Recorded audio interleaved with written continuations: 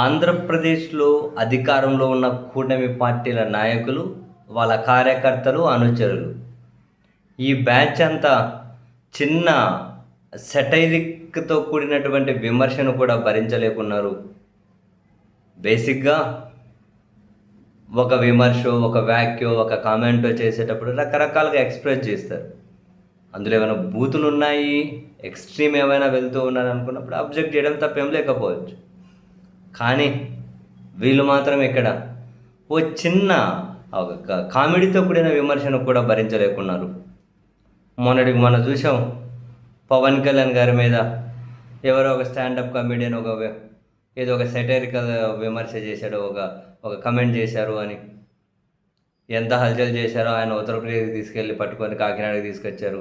Magistrate bail ఇచ్చి పంపించారు. తాజాగా తెలుగుదేశం పార్టీ కార్యకర్తలు బెంగళూరులో అయితే రచ్చ చేశారు.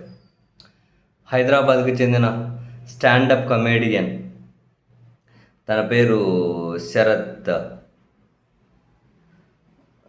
శరత్ ఉదయ్ అట.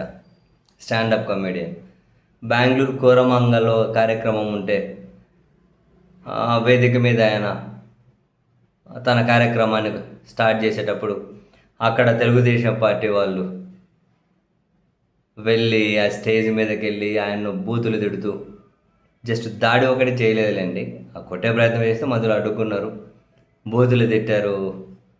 కొన్ని నిమిషాల పాటు ఇది కొనసాగింది. దేనికోసం? 2 సంవత్సరాల కిందట చంద్రబాబు గారి మీద, లోకేష్ గారి మీద ఆయన ఏదో కామెడీ చేశారట.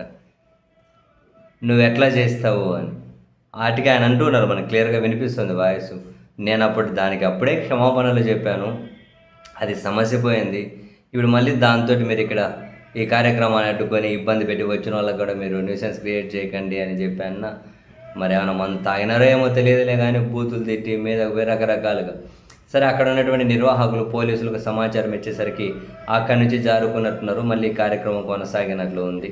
ఎందుకు ఈ విధంగా, ఎందుకు ఒక చిన్న విమర్శను కూడా భరించలేకుండా ఇటువంటివన్నీ పెరిగిపోతే ఎక్కడికి ఆగుతాయి? ఇవన్నీ విమర్శను స్వీకరించగలగాలి, సెటైర్ను స్వీకరించగలగాలి. ఏవైనా అసభ్యమో బూతులు అన్నది ఎవరు అంగీకరించరు. కానీ ఒక విమర్శ చేసే క్రమంలో ఫేస్ ఏమంటారు ఎక్స్ప్రెషన్స్ ఒక విమర్శ చేయడంలో కీలకం, ఒక సెటైరు విమర్శ చేయడంలో కీలకం. పత్రికల కార్టూన్లు అనేటివి ఉంటాయి. ఇవన్నీ కనుక సెటైరికల్గా వచ్చేటివే. ఇటువంటివి భరించలేని పరిస్థితుల్లోకి వెళ్తే మరి వీళ్ళు ఇది ప్రజాస్వామ్యం అనుకుంటున్నారా? అధికారం ఉంది కాబట్టి మనమంతా నియంత్రణ పాలనలో ఉన్నాం, మనందరూ నియంతృత్వం ఫ్యామిలీ అనుకుంటున్నారా? తెలియట్లేదు.